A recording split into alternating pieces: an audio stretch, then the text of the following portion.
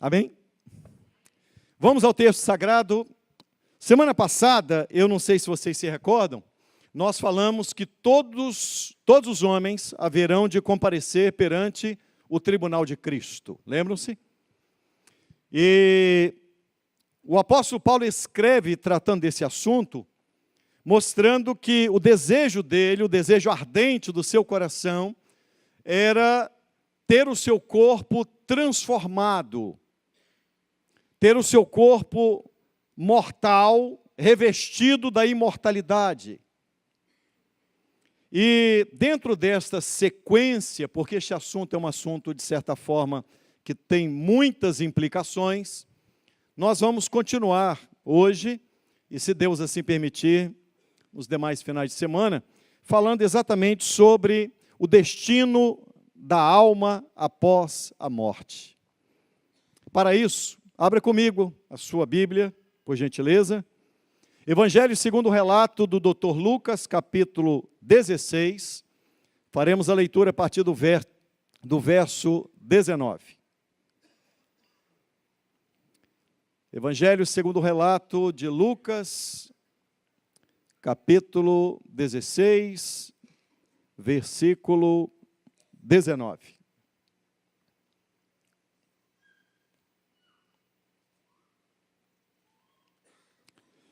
Meus amados, ainda eu estava falando sobre entretenimento. Outro aspecto que eu gostaria de abordar, antes de entrar no assunto, é que não existe crente virtual, gente. Eu sou crente de internet. Não existe isso. Todo crente precisa congregar. Todo crente precisa congregar. Porque quando você está em uma congregação, primeiro, a Bíblia é enfática em mostrar, ó, quão bom e quão suave é que os irmãos vivam em, cada um num canto, na internet, se olhando. É isso? Em união. A Bíblia também diz que quando nós congregamos, nós exortamos e somos exortados.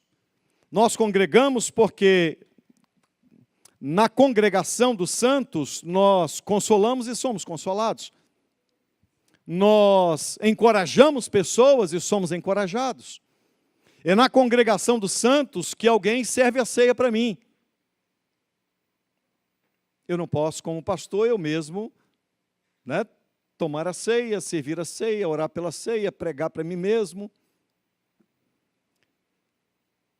É muito importante que você compreenda o valor de se reunir com a família de Deus. Vamos ao texto. Diz assim a santa palavra de Deus. Depois da leitura, eu peço que você mantenha a sua Bíblia aberta e acompanhe o que será pregado, por favor.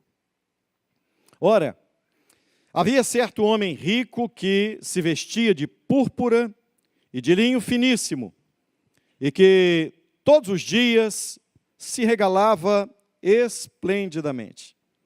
Havia também certo mendigo chamado Lázaro, coberto de chagas, que jazia à porta daquele, e desejava alimentar-se das migalhas que caíam da mesa do rico, e até os cães vinham lamber-lhe as feridas, as úlceras. Aconteceu morrer o mendigo e ser levado pelos anjos para o seio de Abraão. Morreu também o rico e foi sepultado. No inferno, estando em tormentos, levantou os olhos e viu ao longe a Abraão e Lázaro no seu seio.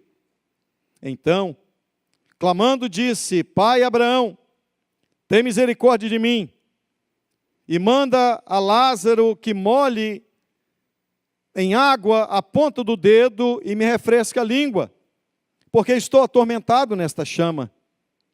Disse, porém, Abraão: Filho, lembra-te de que recebeste os teus bens em tua vida, e Lázaro igualmente os males. Agora, porém, aqui ele está consolado, tu, porém, em tormentos.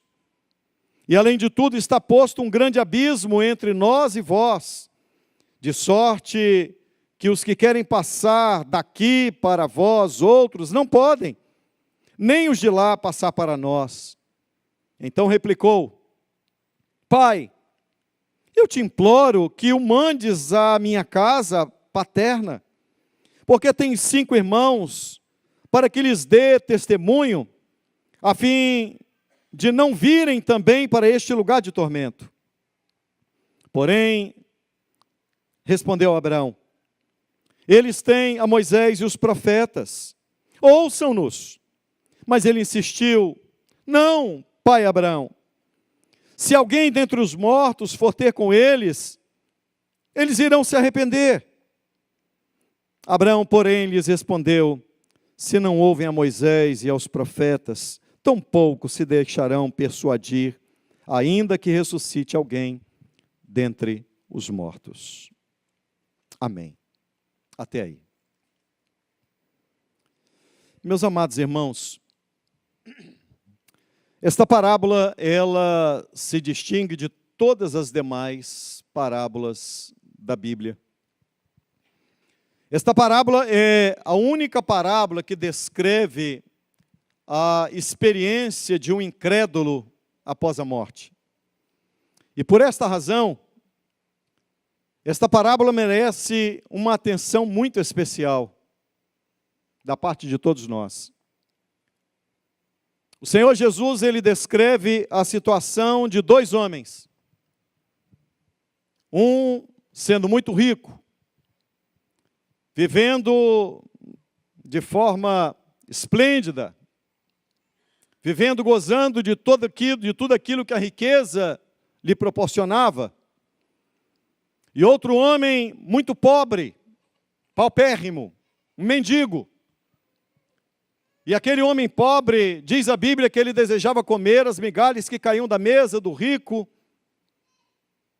e cães lambiam as feridas do seu corpo, as úlceras do seu corpo.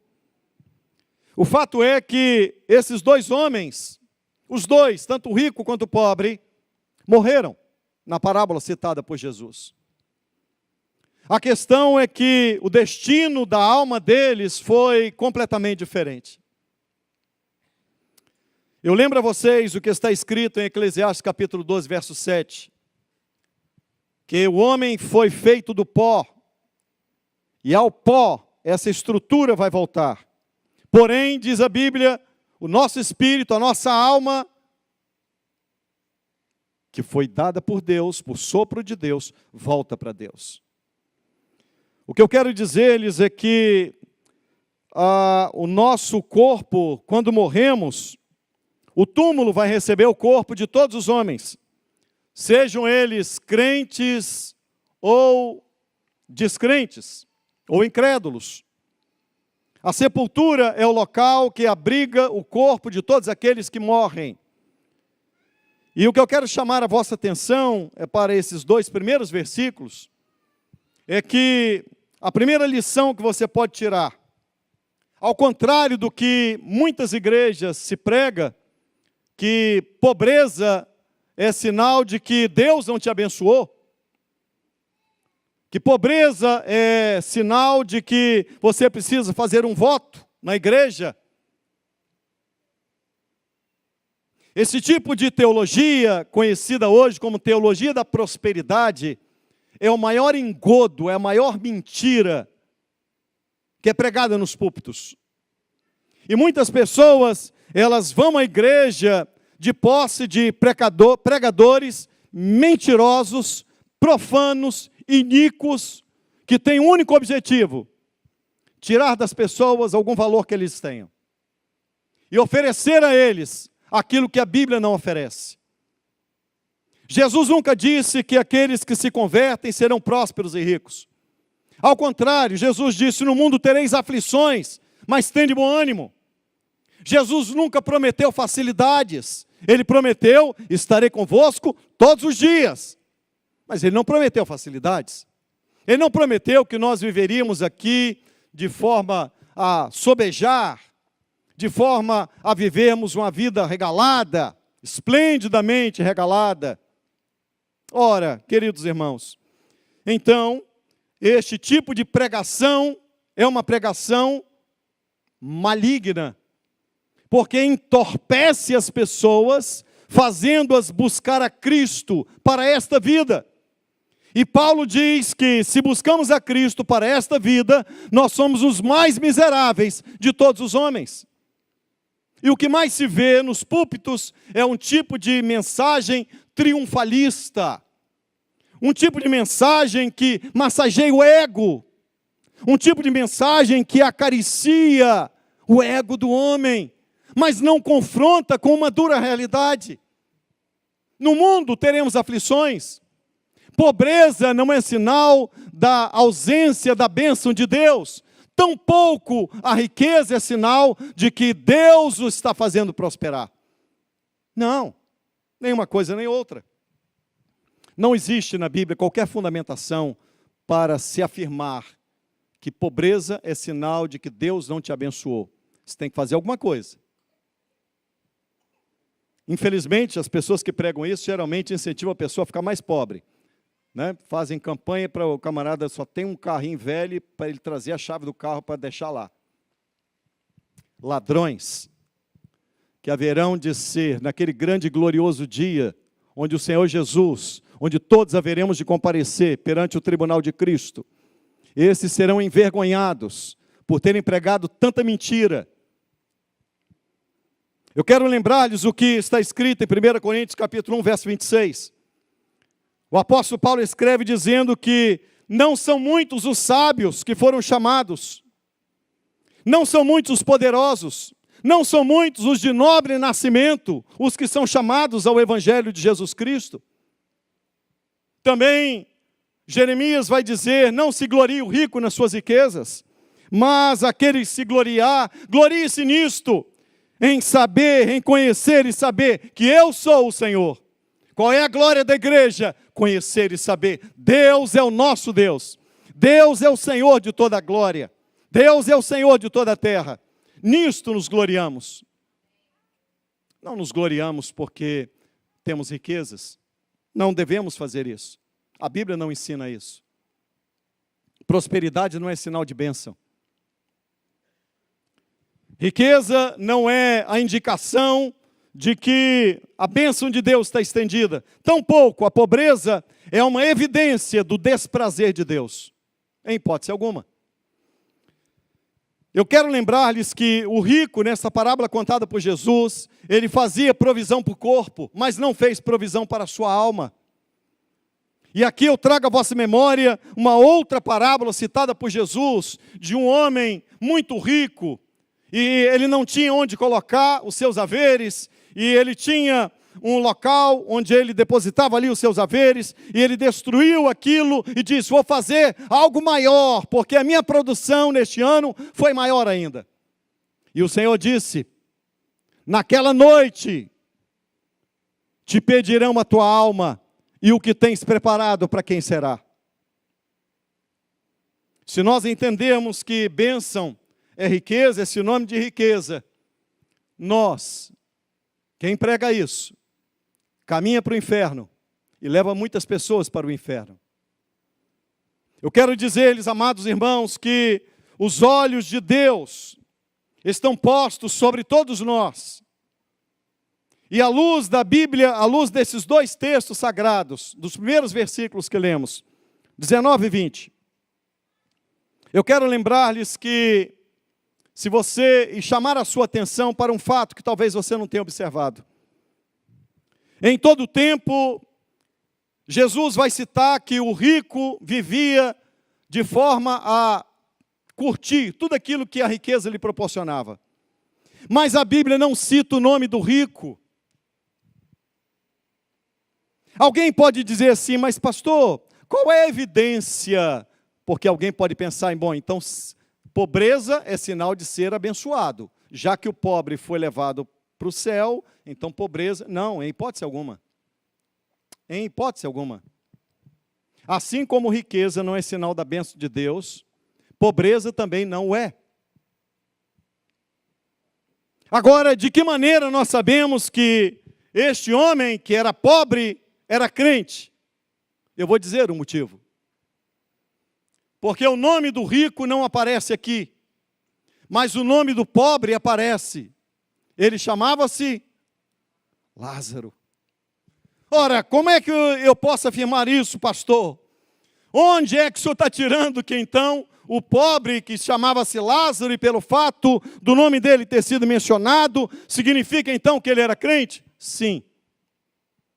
O Senhor Jesus disse em Mateus capítulo 10, verso 32, aquele que confessar o meu nome diante dos homens, eu confessarei o nome dele diante do meu Pai que está nos céus. O nome de um crente é conhecido na terra e é mencionado no céu. Não apenas isso, Jesus ainda disse que, lembram-se daquela parábola, daquela parábola citada por Jesus, quando ele disse que muitos naquele dia dirão, em teu nome eu profetizei, em teu nome expulsei demônios, em teu nome fiz maravilhas. O que ele disse? Apartai-vos de mim que nunca vos conheci. Porque o nome do rico não está aqui? Porque o Senhor nunca o conheceu. O Senhor nunca o nome dele esteve na boca de Deus. Por isso o nome dele não está aqui. Agora, um outro exemplo. Quando, lá no livro de Jó, quando Satanás comparece diante de Deus, o que Deus fala para Satanás? Viste o meu servo Jó? Mencionou o nome do crente, hein? Crente é mais conhecido no céu do que na terra, gente. Por isso o nome de Lázaro está aqui. Porque o céu sabia muito bem quem ele era.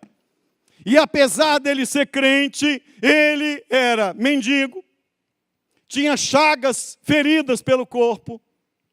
Lutas e provas não significa que Deus te desamparou.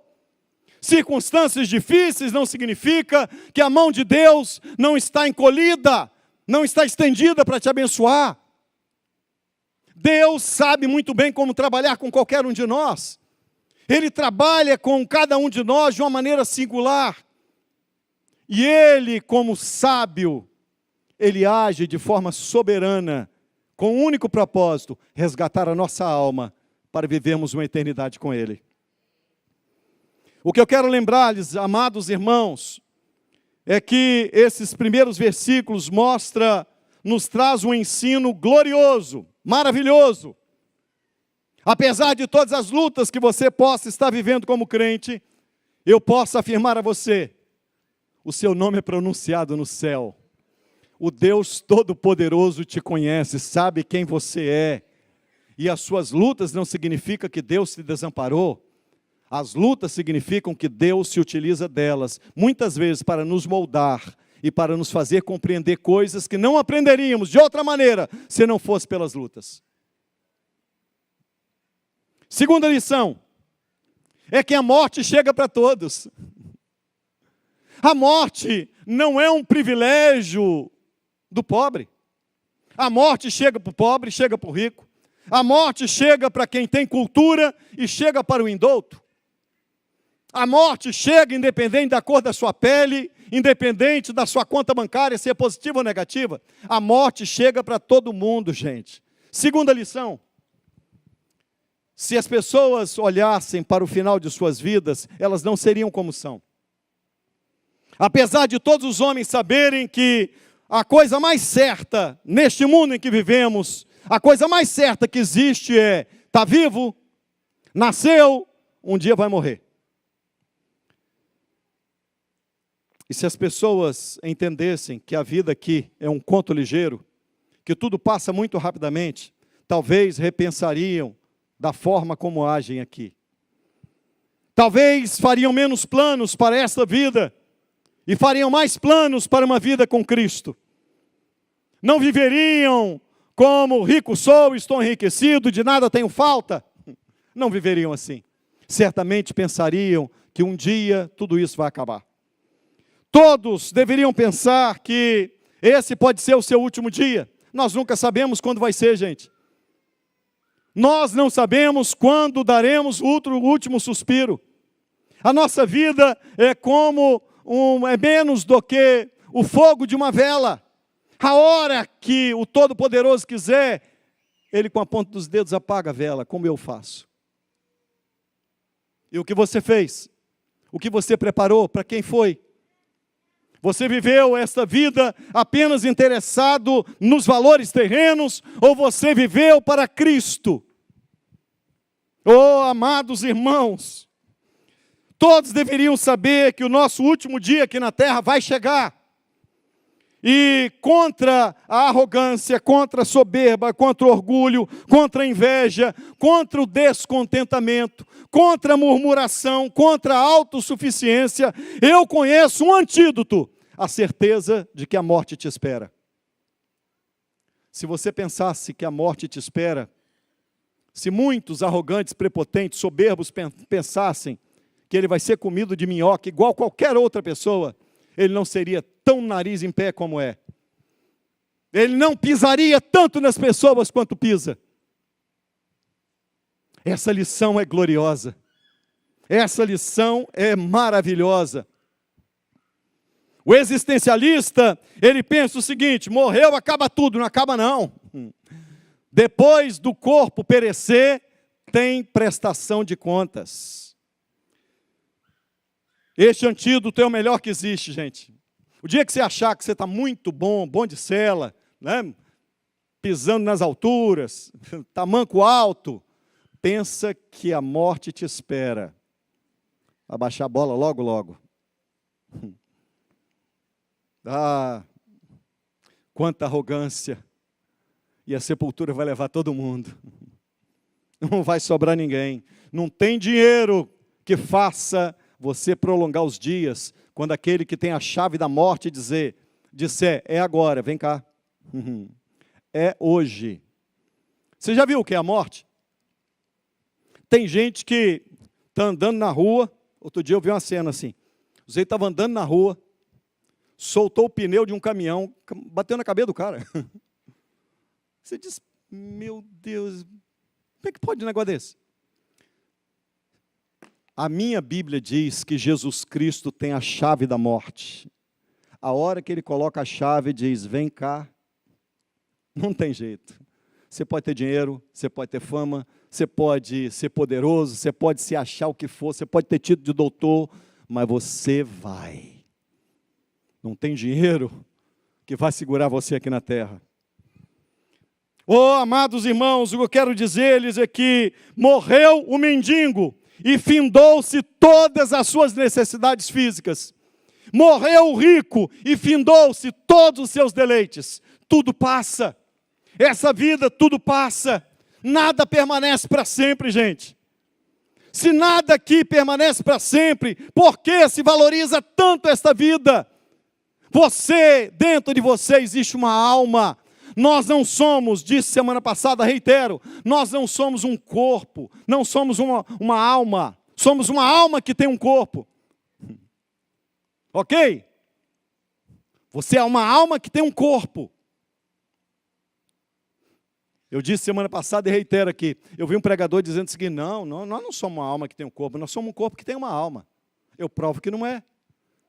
O livro de Gênesis diz que Deus fez o homem do barro, soprou nas suas narinas e o homem foi feito alma vivente. Não foi feito barro vivente, não foi feito corpo vivente, foi feito alma vivente. Então nós somos uma alma que tem um corpo. Esse corpo vai para a sepultura, a alma vai comparecer diante de Deus. Essa estrutura acaba, a alma não. Nós somos uma alma que tem um corpo. E o que você está preparando é para o seu corpo ou para a sua alma? O que você trabalha todos os dias, onde você investe, no seu corpo ou na sua alma? Aqui neste mundo, é uma trajetória onde nós vamos definir para onde vai a nossa alma quando nós morrermos. É aqui que se define. Podem ter certeza de uma coisa. O mendigo morreu, foi levado pelos anjos para o seio de Abraão. Meus irmãos, eu me maravilho com esse texto. Sabe por que eu me maravilho? Porque um mendigo que desejava comer pão da mesa do rico, obviamente estava com fome, para comer migalha de pão. Um homem que estava com feridas pelo corpo, quando ele morreu, Deus mandou uma comitiva de anjos para levá-lo para o céu. Ele foi recebido com todas as honras. É isso que vai acontecer com a gente se partirmos antes de Jesus voltar. Nós vamos ser recebidos com todas as honras. Deus vai mandar uma comitiva de anjo pegar o crente. Está na hora do meu servo partir, está na hora da minha serva partir. Tem uma comitiva vindo do céu para levar você. Oh, glória a Deus. A Bíblia diz, os anjos vieram buscar a alma do crente. E o rico foi sepultado. Só isso que a Bíblia fala dele. Confere na sua Bíblia. O rico foi sepultado. E o crente foi levado pelos anjos até o seio de Abraão. Olha que coisa rica. O apóstolo Paulo diz assim, em Filipenses capítulo 1, verso 23. Eu tenho desejo de partir e estar com Cristo, porque isso é infinitamente melhor. O desejo de Paulo era partir e estar com Cristo. Romanos capítulo 8, verso 18 diz assim, eu tenho por certo que as aflições deste tempo presente não se podem comparar com a glória que me aguarda. Irmão, aqui pode ser aflição, aqui você pode ter lágrimas, mas em breve nós estaremos no seio de Abraão, no paraíso de Deus, desfrutaremos de uma eternidade com Deus. Aqui lágrimas, lá cânticos de adoração e de louvor ao Todo-Poderoso. Aqui lutas e provas, mas lá nós estaremos para sempre diante do Todo-Poderoso. Oh, maravilha de Deus! Paulo diz, é incomparavelmente melhor. Eu não posso. É como se Paulo estivesse diante daquela balança de 2 pratos, antigamente, colocasse assim, aflições do lado de cá, a glória do porvir do lado de cá. Paulo olhou para a aflição, olhou para a glória e diz, é incomparavelmente melhor aquilo que me aguarda, aquilo que me espera, é incomparavelmente melhor do que aquilo que eu estou vivendo hoje. Coisa gloriosa é quando nós cruzarmos os portais celestiais em brados de aleluia e de glória, e ouviremos da parte do nosso Deus, vinde bendito de meu Pai, possui o reino que vos está preparado desde a fundação do mundo. Entrem no gozo do vosso Senhor. Que privilégio bendito. Oh, glória a Deus. Oh, irmãos amados, a quarta lição que eu posso tirar desse texto é que o inferno existe e está numa caminhada sem Cristo. O inferno existe e ele está no final de uma jornada sem Cristo. O inferno existe e está no final de uma jornada sem Cristo, creia. Agora, existe um outro equívoco que as pessoas cometem, que quando a pessoa morre, ele está dormindo. Vamos esclarecer. O corpo, quando nós morremos, o corpo vai para onde, gente? Sepultura. 7 palmos, não é isso? O corpo dorme, a alma não dorme não. A alma aqui estava acordada ou estava conversando, não estava? A alma do rico estava conversando, não estava? O rico não viu o Lázaro lá no seio de Abraão?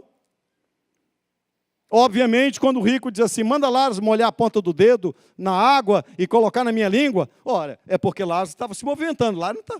O rico não disse assim, acorda Lázaro, que ele está dormindo, Senhor, e manda ele. Não.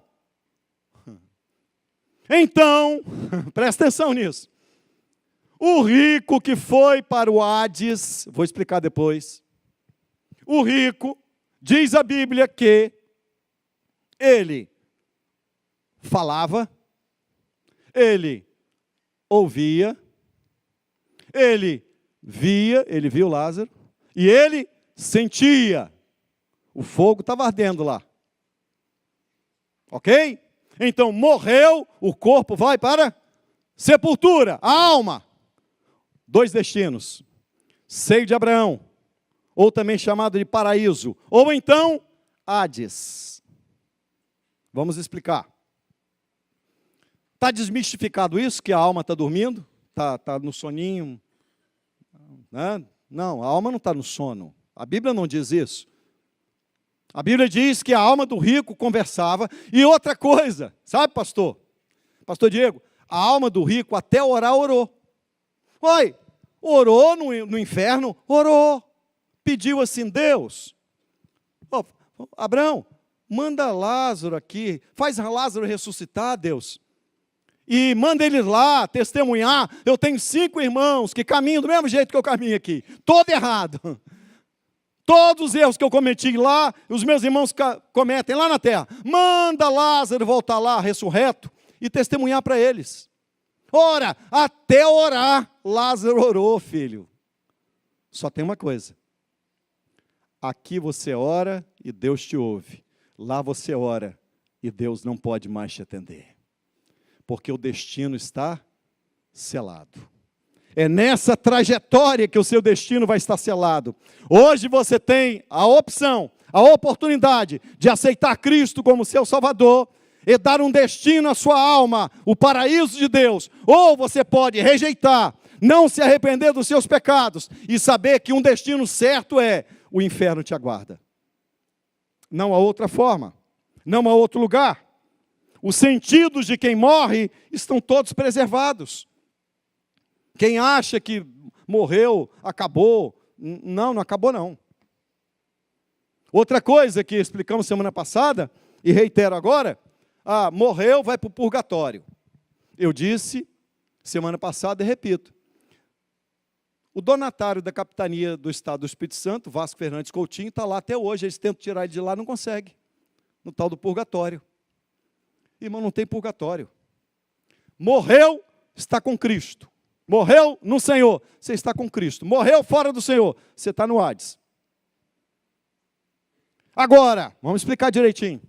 Existem 2 expressões para falar de inferno. Aqui, quando a Bíblia diz que o rico estava no inferno, a expressão aqui, porque o Novo Testamento foi escrito no grego, a expressão aqui no grego é Hades. A mesma expressão, equivalente a essa, no hebraico, na língua hebraica, é Seol. Então, Seol e Hades quer dizer a mesma coisa, inferno. Ou também outras traduções, como reino dos mortos, lugar das almas, mundo dos mortos, morte, sepultura, morada dos mortos, tudo significa a mesma coisa. Agora, eu vou completar na sequência, viu? Se você vier, você vai acompanhar tudo, na sequência das mensagens. O Hades, para onde o rico foi, era um lugar transitório.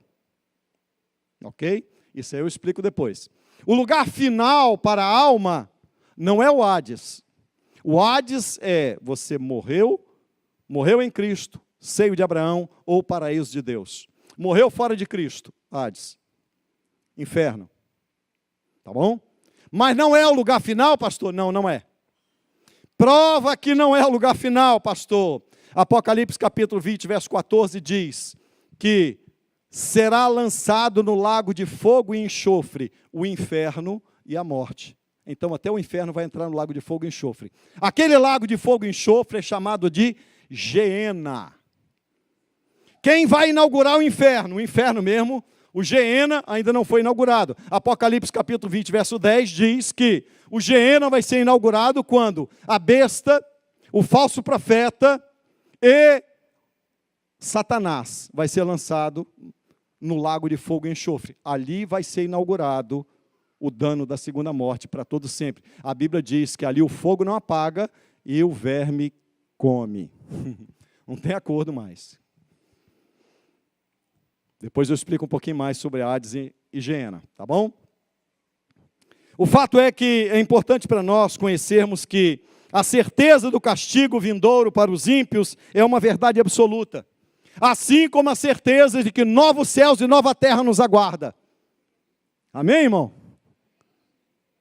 Você está triste? Está não, você tem que estar alegre, feliz.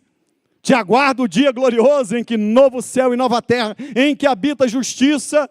Esse dia, é nisso que está a nossa esperança.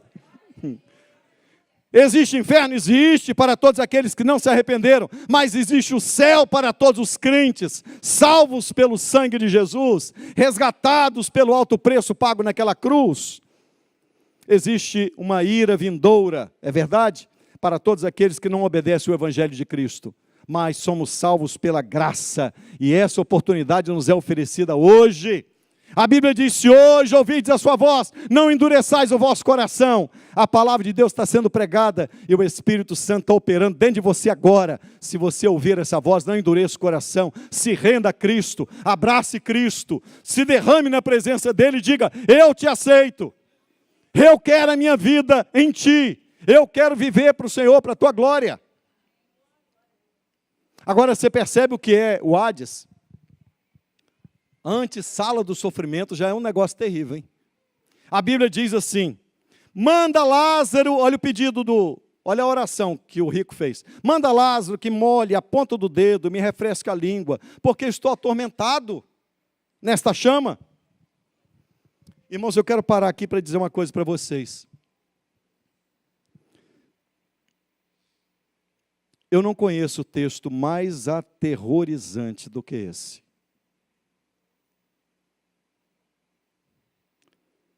E quem proferiu estas palavras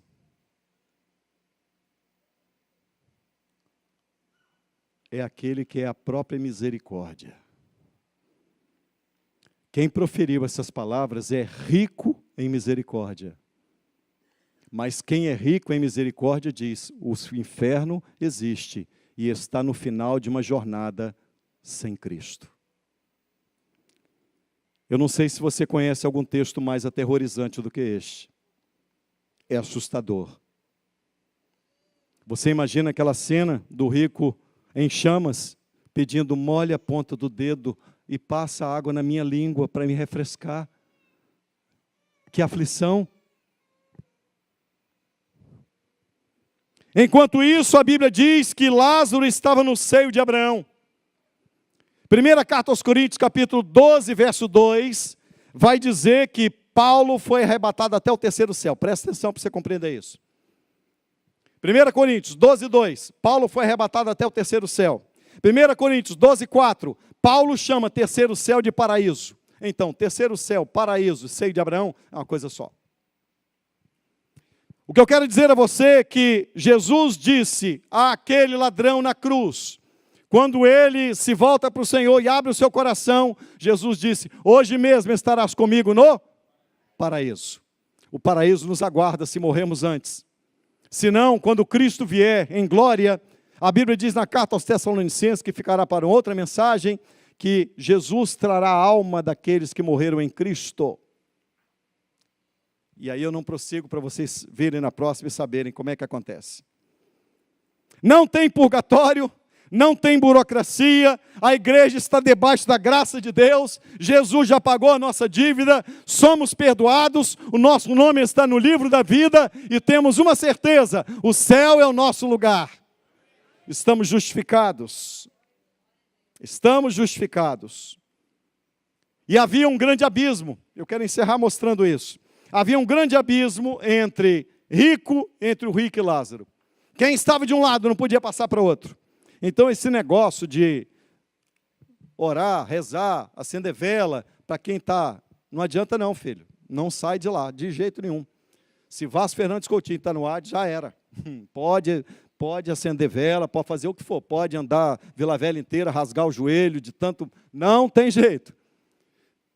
É Jesus que disse, gente. Ele diz: quem morreu foi para o Hades, continua lá até o final. Quem morreu está no seio de Abraão. Quem está aqui não passa para lá e quem está lá não passa para cá. Amém? Então pronto, está definido aqui. Aqui se define, para onde é que você vai. Você tem certeza de salvação? Hoje é dia de você dizer: hoje eu tenho certeza de salvação, porque Jesus me alcançou. Quinta lição: após a morte, os incrédulos descobrirão o valor das suas almas. Só após a morte, os incrédulos irão descobrir o valor da alma dele. Entretanto, será tarde demais. Só após a morte, o rico descobriu que a tolice da vida dele foi viver uma vida mundana.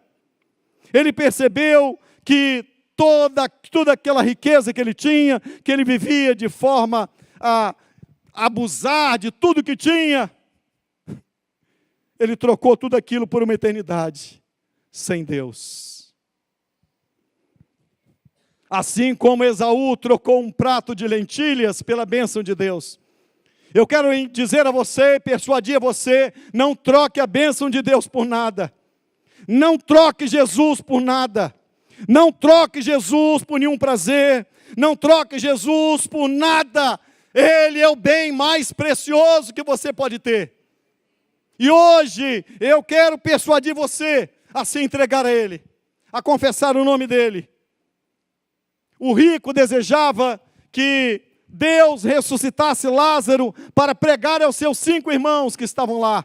Tem gente que vai para a igreja achando assim, presta atenção nisso. Ah, se Deus operar esse milagre na minha casa, meu marido vai se converter. Ah, se Deus operar essa cura desse câncer, minha família toda vai se converter. Ninguém se converte por milagres. Ninguém se converte por nada sobrenatural que acontece. A conversão é obra exclusiva do poder da palavra de Deus. A Bíblia diz, pela fé vem. A palavra de Deus, ela é gestada pela fé. A fé vem por ouvir e ouvir a pregação da palavra de Deus. Só tem uma coisa que salva a sua alma, a pregação genuína da palavra de Deus. Só o santo evangelho pode salvar a sua alma. Milagre não salva, filho. Milagre não salva. A Bíblia diz que melhor é você entrar no céu sem um olho do que com os 2 olhos ir para o inferno. É melhor você entrar no céu sem uma perna do que com 2 ir caminhando para o inferno. Hoje eu quero persuadir você que só existe uma maneira de Deus salvar você e todos que estão à sua volta, todos aqueles que você ama. Quando ele disse, manda Lázaro lá, quem sabe os meus parentes vão olhar, vão ver Lázaro ressuscitado, eles vão ficar tão impactados que vão se converter. Sabe o que Deus disse a eles? Eles lá embaixo têm Moisés e os profetas. O que ele estava dizendo? O que Deus estava dizendo? Eles têm lá a minha palavra. E a conversão se dá pela palavra. É pelo poder da palavra que Deus transforma corações. É pelo poder da palavra que Deus regenera o crente. É pelo poder da palavra que Deus liberta pessoas. É pelo poder da palavra que você vive uma vida em novidade de vida. É pelo poder da palavra que Deus pode arrancar o seu coração de pedra e colocar um coração de carne. É pelo poder da palavra que Deus ressuscita aqueles que estão mortos em delitos e pecados. Só pelo poder da palavra. Por isso você não pode aceitar uma igreja que diz assim, a palavra não tem mais valor, agora o que tem valor é outra coisa. Não, só a palavra tem valor, só a Escritura, somente a Escritura, nada além da Escritura. A Bíblia é a boca de Deus, gente. Se você desprezar a palavra de Deus, não tem salvação nem para você nem para ninguém. 6ª lição, milagres não salvam. O que salva é o conhecimento da palavra de Deus. Conhecereis a verdade, e a verdade vos libertará. Esse versículo ficou conhecido, né? Depois que o candidato à presidência, não vou falar aqui, porque não estou fazendo propaganda para ninguém,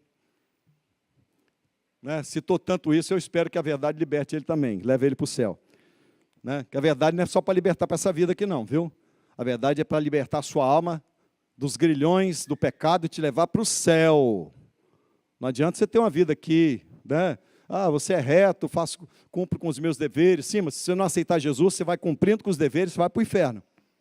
Ah, eu vou para o inferno se eu não aceitar Jesus? Vai, cumprindo com seus deveres, pagando sua conta em dia, viu?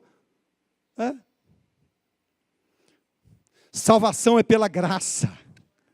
Tem gente que não consegue compreender, tem gente que acha o seguinte, eu preciso fazer alguma coisa para ser salvo. Não. Você não precisa fazer nada para ser salvo. Quem fez para sermos salvos foi Cristo. Ele fez uma obra na cruz para salvar você. O que nós fazemos não pode nos salvar. O que nós fazemos pode nos levar para o inferno. Isso pode. Agora, nos salvar jamais. O que nós fazemos só pode nos levar para o inferno. Mas o que Cristo fez nos garante uma preciosa herança. O céu é o nosso lugar. Ele disse, na casa do meu pai há muitas moradas, e eu quero que aonde eu estiver, estejais vós também.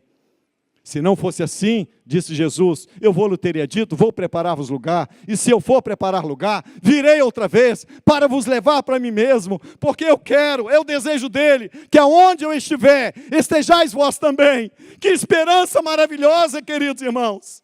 O céu nos aguarda. O céu nos aguarda.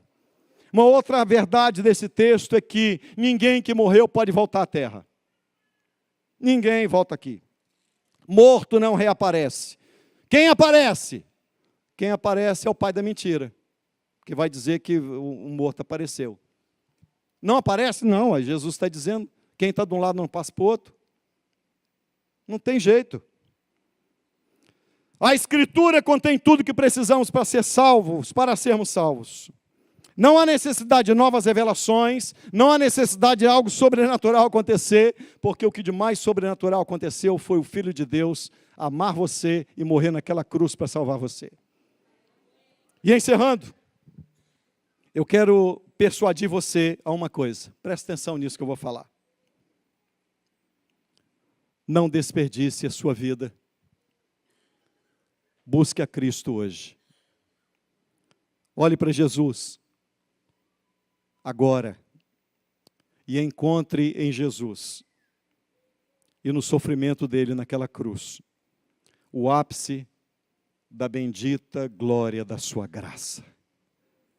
Encontre nele, somente em Jesus, somente nele, encontre nele o pleno contentamento. Ele é o maior tesouro que você pode possuir. Ele é a única certeza que o céu é o nosso lugar. Que Deus te abençoe e que pela graça bendita do Salvador, a sua alma esteja salva hoje. Aceite-o. Abra seu coração. Rasgue o seu coração. E confesse o nome dele. Diga para a pessoa que está do seu lado, quando você chegar em casa, eu aceitei a Cristo. E uma promessa gloriosa vai acontecer. Aqueles que me confessam diante dos homens, eu confessarei os seus nomes diante do meu Pai. Você crê nisso? Eu creio. Por isso, eu quero encerrar com a maior de todas as esperanças, com o dia mais glorioso que nos aguarda. Em breve, Jesus virá. E Ele virá com poder e grande glória. Quando Ele vier, ao soar da última trombeta, os que morreram em Cristo ressuscitarão primeiro. Nós vamos ver o santo Abel, o legislador Moisés, os patriarcas Abraão, Isaque e Jacó, aqueles que morreram nas arenas, nas cruzes, nas fogueiras, cerrados ao meio, por confessar o nome de Jesus. A Bíblia diz que nos encontraremos nos ares, e dali, para sempre, estaremos com Ele. Essa é a sua esperança, essa é a minha esperança. Que Deus os abençoe.